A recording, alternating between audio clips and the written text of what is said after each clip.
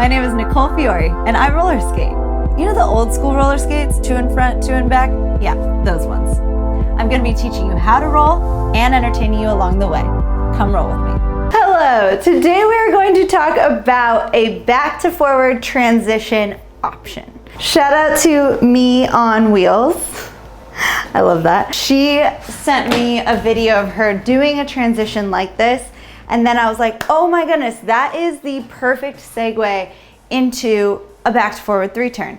So I did a tutorial on a back to forward 3 turn a while ago now, and I've gotten a lot of questions on how to gradually get to that. So I use a back to forward 3 turn a lot when I'm skating outside because it's a really quick transition back to forward. And for a lot of people, a heel to heel transition backward to forward, that is not a natural movement. I myself, I have to really stretch in order to make myself go heel to heel. I have a hard time with that. So I know I can't be alone in that. A lot of people have a hard time with this flexibility. So I want to teach you how to gradually get from this hopping transition to an actual 3 turn transition. I keep doing this with my hands because that's what the feet do. I've gotten a few videos now of people they're rolling like this and then they kind of hop back to forward. Great option. I think it is smart, just like skating outside in general, but especially I've put out a few videos now of talking about skating outside with your feet in this staggered position. So if you are going to transition back to forward, I do think it is smart to have your feet in this staggered position or in a staggered position. So naturally, I'm better at turning to my left. So that's what I'll demonstrate first. So if I were to transition back to forward, say outside, even in here, I do this a lot, but I would have my left skate back even further than my right skate. And then I would just kind of move both of them, bend and transition to forward. And then when you do transition to forward, your feet are already in the staggered position they should be in. So it's kind of a win-win.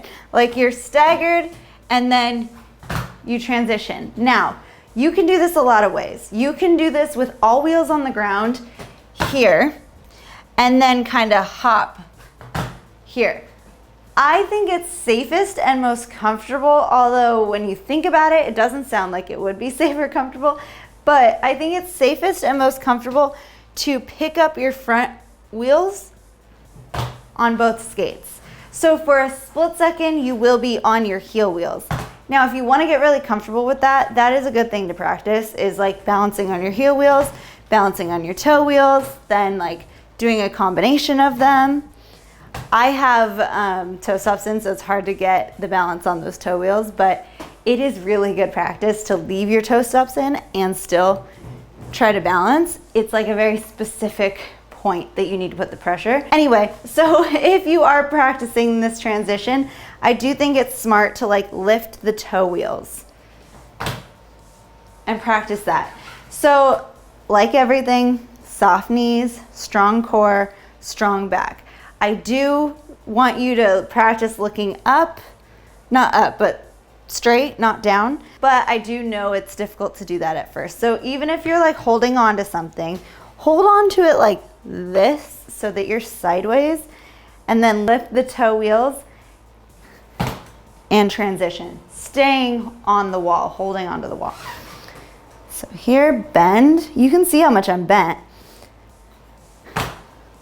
And it is smarter to tighten up your abs and keep your body in check. So if I am skating backward, I don't whip my body around. That's gonna send my weight all over the place. So I tighten up and stay slightly sideways. So this area is where I'm sending my weight. Because your actual feet, if you're turning it all the way, your weight is going to naturally go that way. So in order to check it, I think it's smarter to keep it here at this diagonal when you finish that. With a 3 turn, I think I mentioned this in my tutorial, but you can use that back foot to guide you. So your weight is in your right skate if you're gonna turn to your left. It's in your right skate. And then your left foot is just kind of there to help you along the way. So I have my heel wheels up. I have my toe wheels on the ground. My weight is in my right skate. I'm going to pick my toe wheels up of my right skate and turn. This is basically the same move. I think it's a little easier. So this is a great transition to a 3-turn, is this like hopping move. And then you can start to put the pressure mainly in that right skate and turn. Now when I do 3 turns, and I'll show you here because these wheels on this floor make a really weird noise, so you'll definitely know if I'm hopping or sliding because the hop will sound like that, the slide will sound like that. So a lot of people are like, do you really keep all your wheels on the ground? Yes, that is a thing. That is a skill in artistic skating that is super important, to keep all the wheels on the ground when you're turning. So you turn on an edge. A 3-turn is called a 3-turn because you go like that. You form a 3 with your edges. That's why it's called a 3-turn. So you have to keep all the wheels on the ground in order to get credit in artistic skating. You won't get credit for your turn if you don't leave all the wheels on the ground and do the edge and slide the turn. If you hop it, that's fine. For recreational skating, that's fine. You're still doing the turn. For artistic skating, it's not okay. You will not get credit, so you might as well not even do the turn. But for general skating, a hopped turn is completely acceptable. You're fine. You don't need to slide the turn. Unless you're doing artistic skating or world skate, you don't need to slide the turn. For my students that are watching this, you need to slide the turn. If you pick it up, that's okay. Like, get your body in the right positioning and then you'll be fine. So you can do a 3-turn, and I will do it on the other foot, but this is just my preferred way of doing it. If you do it like this, so you're in like an L or open even more, if you're using your foot to guide you, you stay like this. Don't whip your body around. You stay, I'll do it this way so you can like literally see what I'm doing here, and then you turn to there. So your arms stay in position. I like to practice turns like that. I don't like to move my body a lot when I'm practicing turns because I want to focus on the feet. If I am making my students do like cool hand moves or whatever, the turn is typically solid. I won't add body or arm moves until I know the turn is for the most part solid. So don't worry about your body yet. Worry about your feet. Don't be afraid to put your hands out like this. Even if you feel like you look silly, trust me, it helps a lot to do this because it really does center you and keep you strong, keep you grounded. If you're going to do the other foot, so the left foot,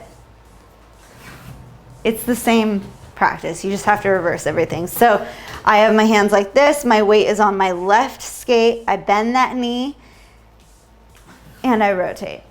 I don't move the arms at all. If you graduate from this and you're not using the foot in back anymore, just gradually pick up the foot. And I don't want you to do like anything crazy with picking it up. Just start to go like this. And you can leave it in that same position so that you can put it down if you need to. So you're here, lift, place it down.